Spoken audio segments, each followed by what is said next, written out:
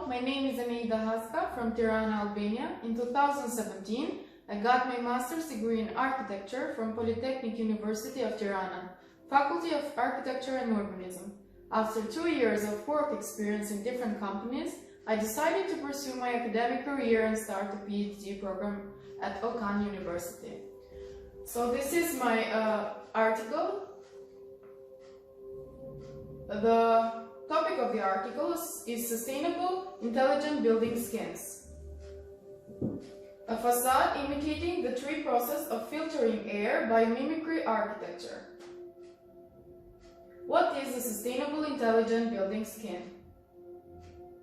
New forms of generating energy will influence the design of the building skin as much as future developments in how we work and live.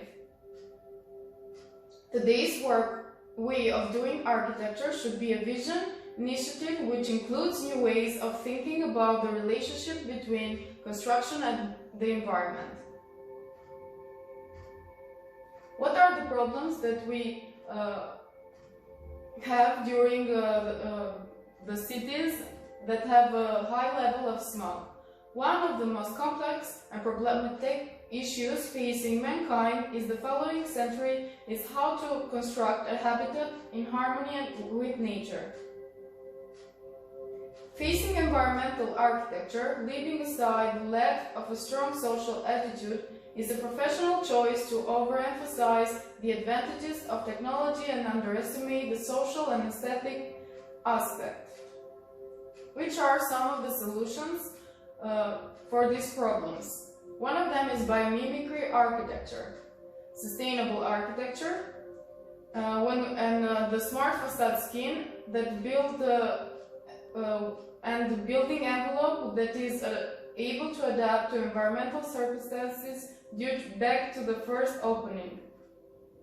The idea of the smart and sustainable facade has only been around for a few decades, helped along by recent advantages in chemical and material science. Creativity in architecture systems. What are some examples of biomimicry? Here we have a saying from Frank Lloyd: nature and natural processes are the guiding principles of the main metaphors of the design approach. Biomimicry applications produce in innovative architecture systems. The following are some examples. First, we have solar panel systems. The solar panel system mimics the way leaves harvest energy. This imitation is further intensified with the IV solar cells designed by SMIT, a Brooklyn-based firm. The new artificial leaves, so to speak, combine chlorophyll with carbon materials to generate renewable energy and winds. This result is greater efficiency and lower costs. Here we have an example of solar panel systems in University of British Columbia Center for Innovative Research of Sustainability from Perkins and Will Architecture. Here we have the second example of biomimicry architecture, synthetic materials. This cutting-edge building material reverse engineers the self-healing mechanism of the organism at the time of injury. This is to say, it blends and heals like our skin. It contains tiny capsules with healing agents to self-repair any damage or cracks. Due to this, we have quite a low maintenance and doable material. The third one is responsive facade. Yes, this concept of the responsive facade is biomimicry too. It stems from the concept of spiky of fibrous husks that protect the fluid of the seeds inside. The facade of Escalade Theatre from architects Michael Whitford, Russell Johnson and Consu, for example, mimics the semi-ruined skin of the durian plant, which is covered in thorns to protect the inner contact.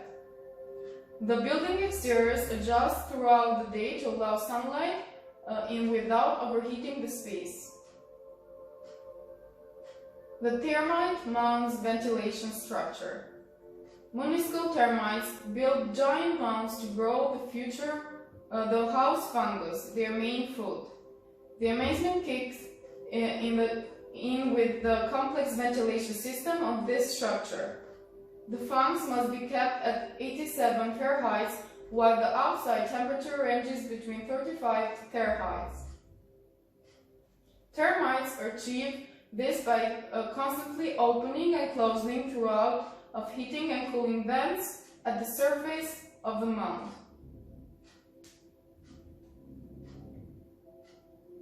Air is sucked in the lower part of the mound, moving down into the mound enclosures and up throughout the channels at the peak.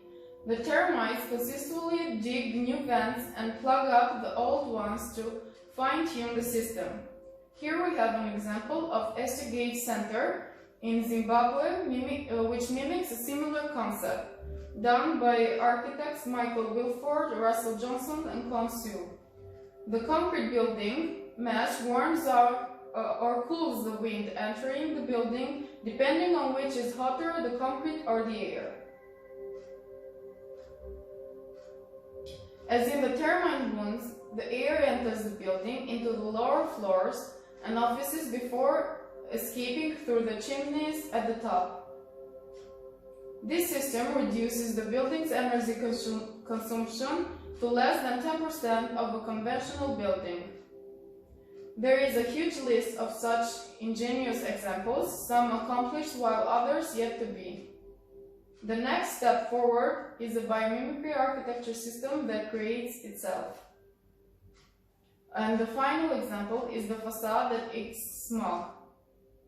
A facade designed with rhino reduces the pollution produced by 1,000 vehicles per day. The most advanced projects in architecture are environmentally sustainable. Is the construction phase the most environmental respectful material and processes are chosen. Authors create buildings that reduce energy consumption and fit with the surroundings. The following initiative from Mexico has succeeded in reducing air pollution. The metropolitan area of Mexico City has more than 8 million inhabitants. Pollution levels used to be very high in the past. However, they have been successfully reduced over the last years. In 1992, there were only 9 days in which the air quality was excellent. Thanks to several measures, 2012 registered 248 days of good air quality. This is still not enough. Though in order to reduce carbon emission, traffic is forbidden on specific days. However, since the public vehicle fleet is old, these measures are providing insufficient and environmental alarms often go off. And at least we have the conclusions. For the first time in the history of architecture, nature and social welfare and non-decorational styles, luxuries or other superficial elements come first. This new way of thinking awakens our hope that the bottom line of human society is unconscious, and finally the conviction of what is really important to us is beginning to be created. This new wave of architecture design, human society, is finally witnessing a side tendency to strip away the veil of luxury and complexion, sparking interest in improving the health and mental condition of human society.